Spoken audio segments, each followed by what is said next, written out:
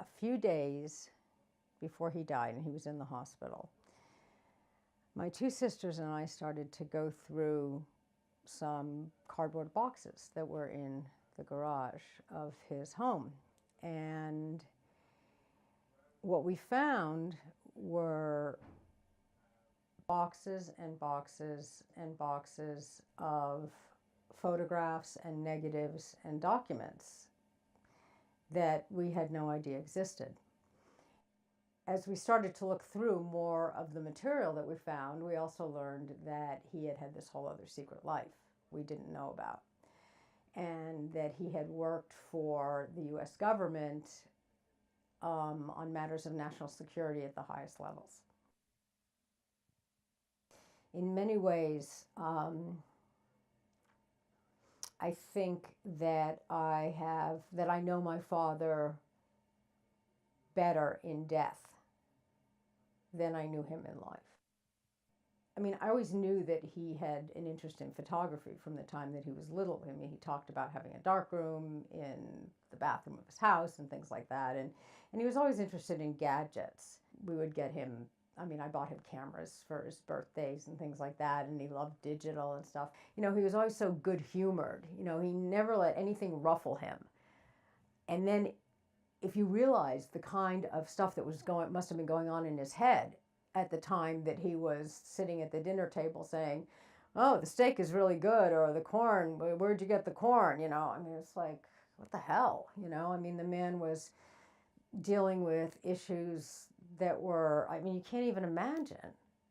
The pictures that he took were sort of snapshot, run-of-the-mill family shots. But the pictures that I found were really extraordinary.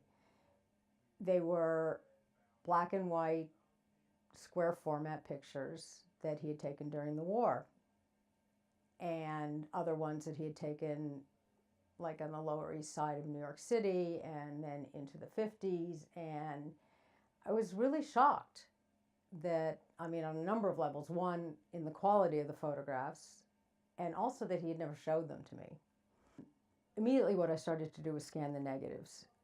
Because I wanted to see the photographs. I mean, they were incredible. I could tell just from the black and white negatives that there was something extraordinary in his vision.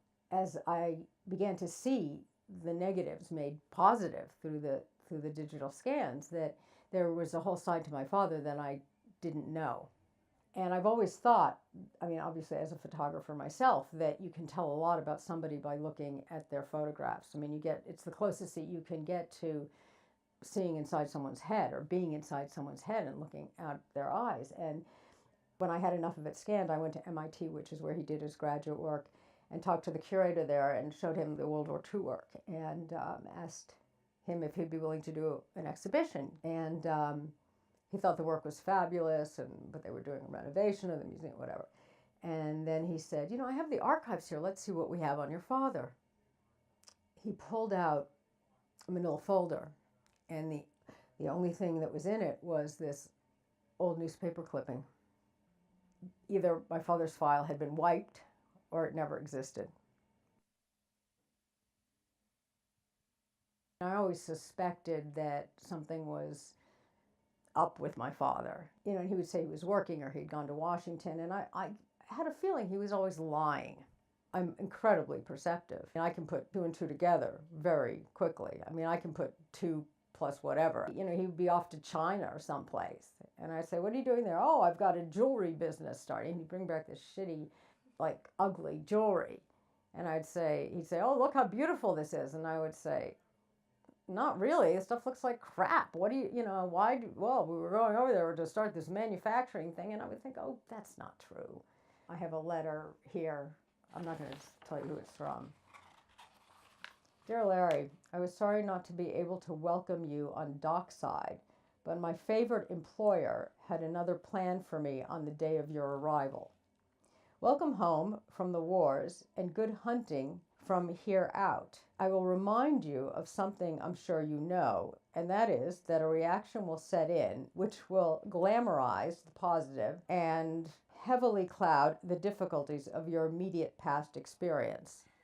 When the dust settles and you are a little bit reorganized in old and familiar areas, please give me a call, either here or at home, and let's swap a few lies. Looking forward to catching up with you sometime in the future, and with the best of luck and continued success.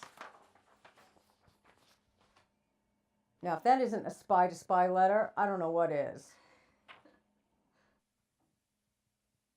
Just before you arrived, I opened an email from my younger sister that referred to an announcement on CNN that a document that had been in possession of Robert S. McNamara just came to the fore, and it was all about the Cuban Missile Crisis and where the missiles had been placed. And it proves that there was a plan to attack Cuba, and I have aerial shots, aerial reconnaissance photographs that were part of my father's treasure trove that were taken during that time that show the positions of those missiles. So it's weird to be reading about this in the news as, oh, look what we found, when look what we have. For years, once you could start Googling, I would Google my father's name and nothing ever came up. Now it's coming up on top secret documents that are being declassified. There's this really ugly twist to the story, which is that he, for most of my adult life, thought that I was a spy.